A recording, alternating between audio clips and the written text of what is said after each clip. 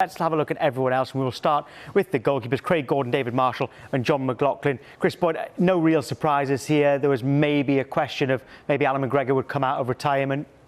Yeah, but I mean, I think with Alan's situation, he's benefited from that. You know, with Rangers this season, having taken himself out the international setup. But there are three goalkeepers that deserve to go. John McLaughlin's come in for Rangers, and any time Alan has missed out and been excellent, David Marshall has. He's the main reason in terms of saving those penalty kicks that got us there. And Craig Gordon's been a fantastic goalkeeper for a number of years. And it's obviously the Celtic situation. He found himself back at Hearts, but there's one thing that people can't complain about is Craig Gordon's commitment to Scotland over the years. And the exact same with David Marshall as well, because there was a lot of times that David Marshall found himself in John McLaughlin's shoes as probably third choice goalkeeper, but he turned up, and these guys have been rewarded.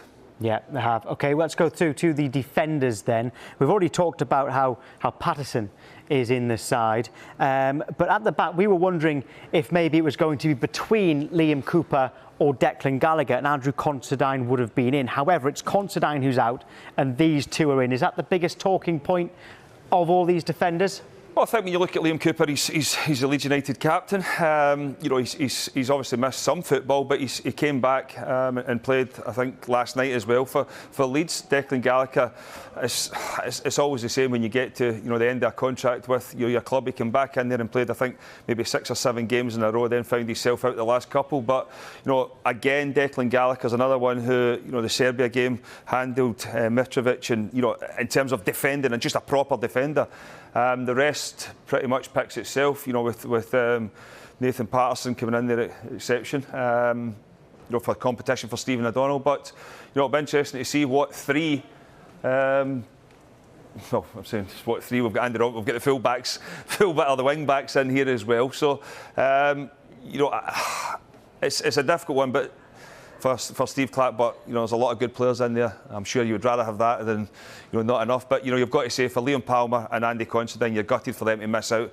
But I think it's important as well that they keep, obviously if something happens and somebody pulls out of that with injury, I think you can still make that change. So they've got to keep the fitness up just in case. Yeah, we are going to be talking about your starting 11 for the first game in a moment. We've already talked about Gilmour and Turnbull in midfield.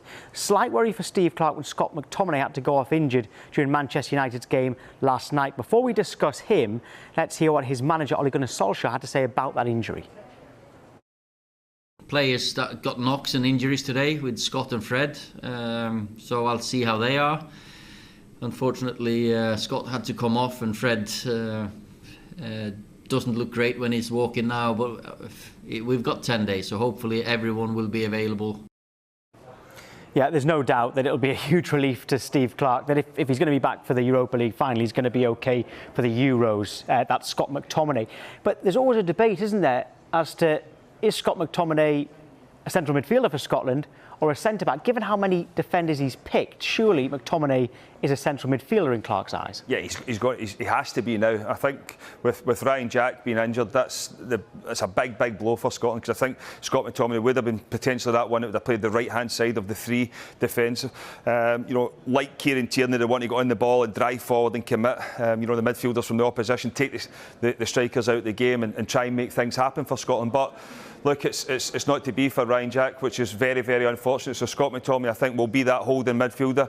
And, I think he's matured into that Scotland jersey. We've seen excellent performances from Manchester United. But, it was encouraging for me when you go back to the games where he did play on the right-hand side of the three defensively. But he's more than capable of going into that midfield. And I think that's where he will start come the first game against the Czech Republic. Yeah, he is more comfortable there at club level, isn't he, in central midfield. If we move on to the strikers, which, of course, your specialist subject.